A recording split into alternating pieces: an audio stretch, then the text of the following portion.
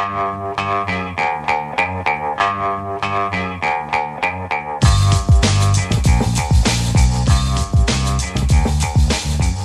Lehrer on WNYC. Now we continue our WNYC Centennial Series, 100 Years of 100 Things. And today we hit thing number 50. We've come halfway in this series with today's episode special for the holiday season, 100 Years of Christmas Shopping. Our guests for this are Philip Olson and Julia Lorenz-Olson, co-hosts of the PBS series called 2 Cents.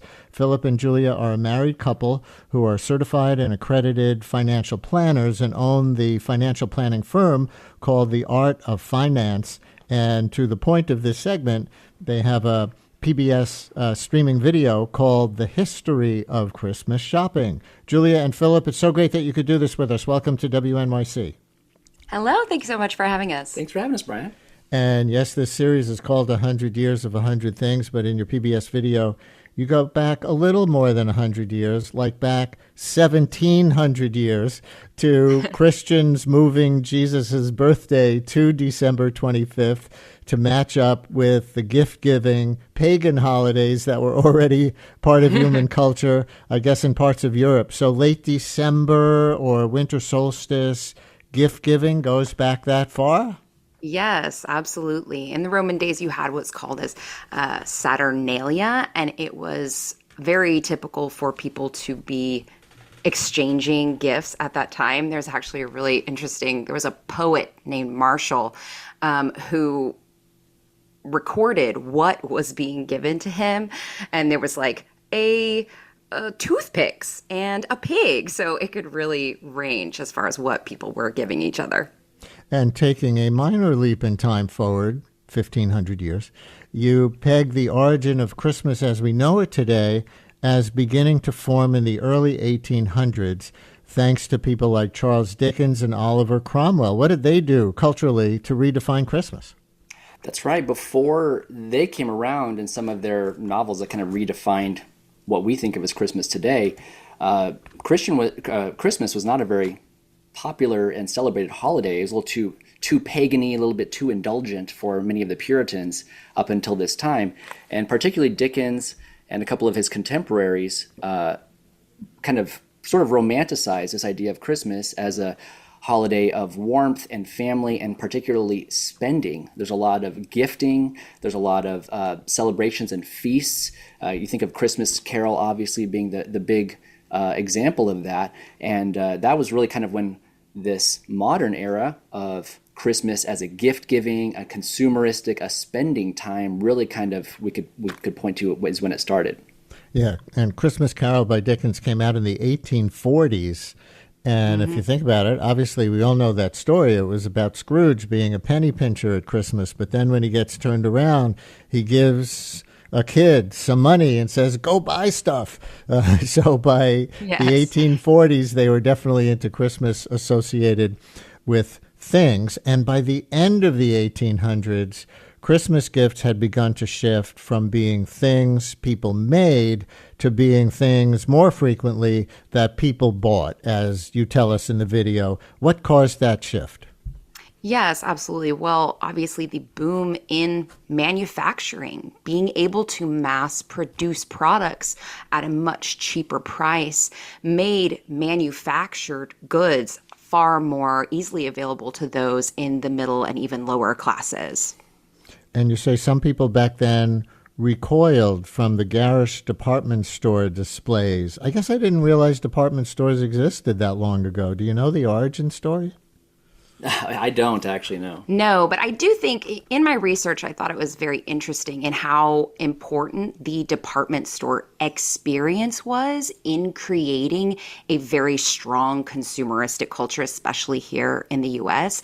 You know, you have to think about it as this was really a destination for people. You know, now we can deck our halls, very prettily. We can buy lights and all that stuff super easily, very cheaply. But back then, the stores really created a sensory experience for people. There were lights, there was all these decorations, things that you really couldn't get at home. So that was really a part of creating a tradition of going out as a family and going and buying gifts. Yeah, and it's consistent with so many things that come up with so many segments in this 100-year series.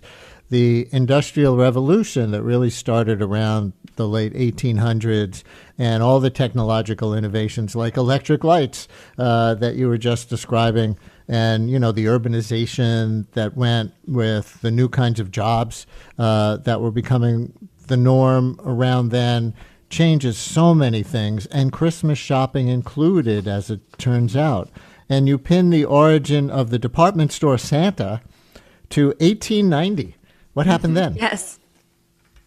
Yeah, it was just kind of on a whim. The owner, or one of the managers or owners, I believe, of Macy's, one of the big department stores at the time, just decided to dress up as Santa Claus on a lark, and it became a phenomenon to where all the department stores had their own, and it became a tradition that is still going on today. Yeah, and you have to think about it. That's really, really smart, because I don't know if you've got children or anybody out there listening has children. Taking a kid to a store is quite the experience. They see things and they want them. And so attracting a kid to go to a store is actually a very, very smart thing.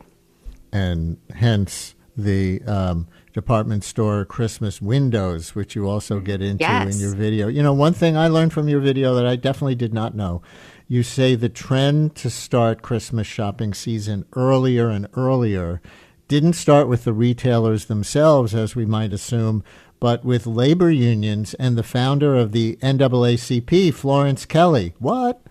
Yes, I know. That was really interesting to me. So she actually wrote a piece called The Travesty of Christmas, basically talking about how terrible the working conditions are for people creating goods, making, also in agricultural things, people selling food. She even spoke about a child that died on the Christmas season by running presents around and died of exposure, basically working too long of days and in too poor of conditions. Yeah, so she asked people essentially to make things easier for workers by shopping early, getting those things done earlier rather than right around Christmas time. That's a revelation. And you say in the PBS video that FDR moved Thanksgiving slightly earlier in the 1930s to accommodate more Christmas shopping, the fourth Thursday in Thanksgiving rather than the last Thursday, which is sometimes the fifth. And you give us the origin of the term Black Friday. When and what was that? Right. I had always thought that we use the language Black Friday because that's when the businesses get back in the black. They start to make some profit from all the sales of goods, which, first of all, does not actually happen. That does not really how it works for the businesses, but that's not where the name came from either.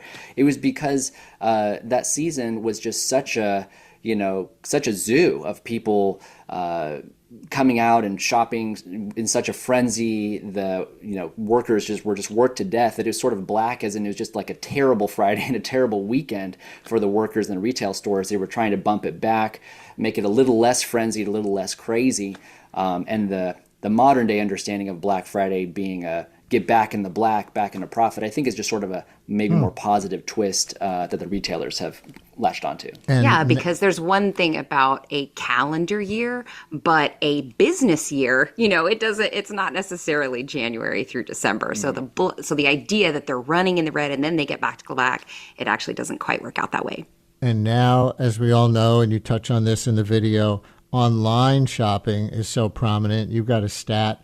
It accounts for 17% of Christmas shopping. And in addition to Black Friday, of course, we have Cyber Monday that's supposed to encourage online shopping. Are Black Friday crowds even a thing anymore? I don't feel like I hear those day after Thanksgiving. People are busting down the Walmart door news stories anymore. It doesn't seem like it does it. We actually released this video right before the COVID shutdowns. And so, I think it was a little bit more mayhem back then, and we all, stopped shopping in person for a while. It seems like, that stat of how much Cyber Monday shopping accounts for Christmas shopping, I'm sure, is higher now. And yeah, it seems to me, you don't hear those crazy stories of people beating each other up for TVs anymore. Maybe that's just me. It's true. Well, I mean, retailers ultimately want a frictionless buying experience for customers. So they don't necessarily want to pay the labor wages it takes to actually have people in person at their stores, right? Yeah. So it's kind of a major win for them. They want it to be easier to buy. And we also, as consumers, want an easier experience where we're not going to be trampled to death. So it's a little win-win on both sides in terms of convenience, but in terms of pocketbooks, that might be another story. And was it in your video that I saw a stat that a lot of the online Christmas shopping takes place from people's work computers? Yes, it does. We won't tell. Only on lunch breaks, right? Of course, only on lunch breaks. You do touch on the backlash to the hyper-commercialization of Christmas, including the movement for a Buy Nothing Day, which is also pegged to Black Friday to make the point. Do you think the culture is pulling back from material Christmas at all, or is that just in fairly limited alternative circles? Boy, it just seems like everybody's kind of navigating this in their own unique way. You know, I've gone from one extreme of I'm not doing presents with anybody to all the other extreme of when I was a kid, which is it's a consumeristic frenzy. And now it's kind of, this sort of compromise because, it can hurt people's feelings to not partake in gifts at all. But it sure is a lot of pull to get sucked into this consumeristic frenzy. So what we kind of do is just kind of limit our gifts to kind of little things we can fit in stockings. It's just sort of our personal choice. It seems like the culture is kind of pushing against this consumeristic craziness, but as far as for the country, I can't speak to that. Yeah, I think it would be tempting to think like, oh, all of a sudden we're waking up to this consumerism, but they were talking about this at the turn of the century too. So there's like an inner discord within us that's like, I know what this is supposed to be about, but I really like buying things and getting things. It's hard. So last question. Do you think 100 years from now, all Christmas shopping will be done on Amazon, maybe only gift cards with a few underground culture pockets where people secretly create their own things and actually talk to each other as they exchange gifts?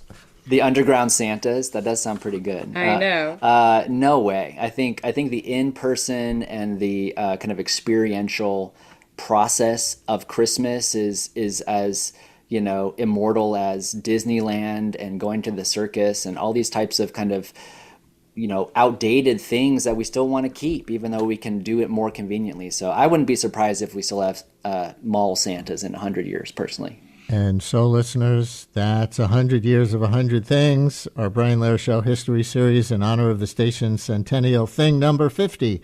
Halfway home, 100 years of Christmas shopping. Philip Olson and Julia Lorenz-Olson, co-hosts of the PBS video series called 2 Cents. Thank you so much, and Merry Christmas to you. Thank you. Happy holidays. Thanks, Brian.